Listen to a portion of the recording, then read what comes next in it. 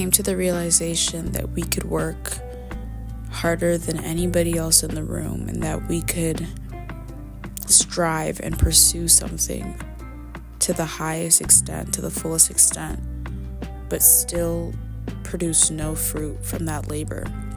And so in school, I've always had high standards for myself. It was set from a very young age because I had parents that always expected perfection from me. And so when my parents stopped caring about my grades or just school in general, I took on that role and felt like the need to still hold up that perfection, because my parents didn't really care about the process. They just wanted that end result, and they just wanted to see on my report card like all E's or whatever. So I've always kind of held that standard for myself. Like, I used to be like an 85 girl, like I want 85 and up, but I'm a 90s now in high school. So, and I'm in my last year of high school, and so I received grades all throughout today. When I went to go look at my exams, I reviewed my grades, my final marks, and I was just not happy with them. And I came home and I had an honest conversation with God, and it was a conversation full of frustration, because if there's anything that I felt for the past year now, it's just been three like major emotions or feelings, which is frustration, disappointment, and just like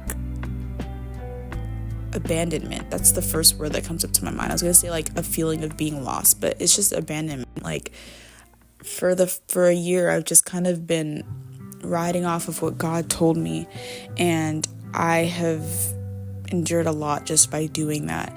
And so I was like, how could I work so hard for school and put my all into this, and I don't even get the grade that I want? Now, the grade that I got was not bad. It just wasn't what I believe I deserved based on what I worked for.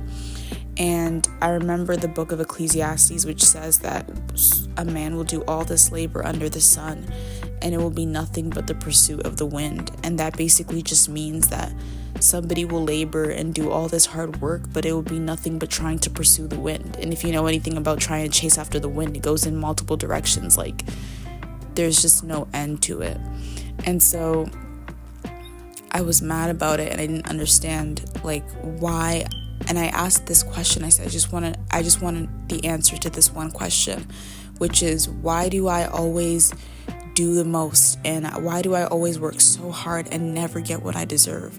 And that's actually one of my biggest like fears, is like working so hard and just like reaching the absolute end and just realizing that like I did all of that work for nothing.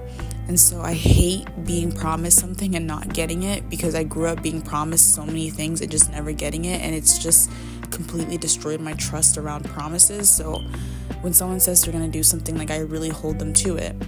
And so I watched this video, and it was by Deborah B, and it was talking about spiritual warfare and feeling lost, and I'll link that video.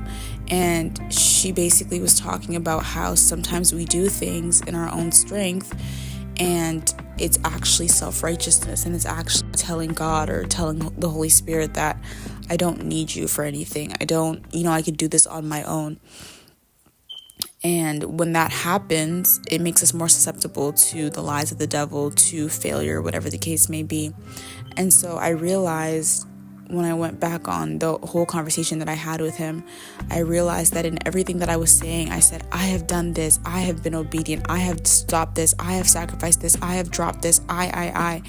And it was almost like I was talking to him about like a transaction that I've had with him. Like, I was talking as if I do this and he does this, and it didn't give relationship. And so I realized that my pursuit for school, like, because being a teen and choosing God means that every youthful desire is sacrificed right away. And so in the book of Ecclesiastes as well, it talks about how people who are in their youth should do what their heart desires, but then be ready to give an account for all of the things that they've done to God, right? And so basically just tells you to live your life when you're a youth, because you're gonna desire a lot. And I've had to put a lot of that aside, and it's been very hard. And for a lot of people, they could say that high school was the best years of their lives, but I can't tell you one fun thing that I've done in high school. Like, it just choosing God meant that like everything that was quote unquote fun, I had to kind of put that to rest before that could even get started. And so I realized that I used school and grades as a reward system, or as a way to kind of not acknowledge the fact that I want to do youthful things. I want to, I feel like I'm missing something, or I feel like I'm missing a part of my journey that I'm supposed to experience. And I feel like that's been taken away from me. And I guess instead of communicating those feelings, I just went straight to pursuing something, and putting it above God. And so I was like, it's school, like it's something little. I didn't think that God needed to be involved in it. And so now that I left him out of it and I see the results of it, I just feel horrible about it, number one.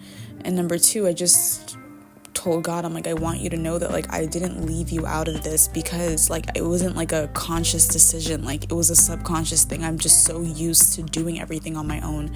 I'm so used to taking care of these little things because I could never rely on my parents to take care of these little things for me. So I'm just used to doing it on my own. And I didn't realize that when you said you wanted to be a part of every area of our lives, that meant everything down to school, everything, just every little thing. And so I'm I'm not used to putting somebody above myself or prioritizing somebody, because when I did depend on people who were, supposed to be that figure for me, they didn't show up in the ways that I need them to. And so I just stopped depending on people as a whole. But that's just something that I wanted to document and say, because if you're in the position that I am, or even if you're not, something as little as school or work or whatever, you could be using that as a pursuit of the wind to ignore certain feelings. And I challenge you to allow yourself to grieve things that you wish you could have done in the world, but you know that for a good cause, you're not doing it. And I challenge you to take those thoughts and those emotions to God, because now that I've kept those in and I didn't take that to him in prayer, it's a lot of frustration. It is a lot of frustration, but I know that everything will be mended. So before you make the same mistake that I made, I definitely recommend that you take everything to him in prayer and make sure that everything that you're doing or anything that you're going to do is not in vain.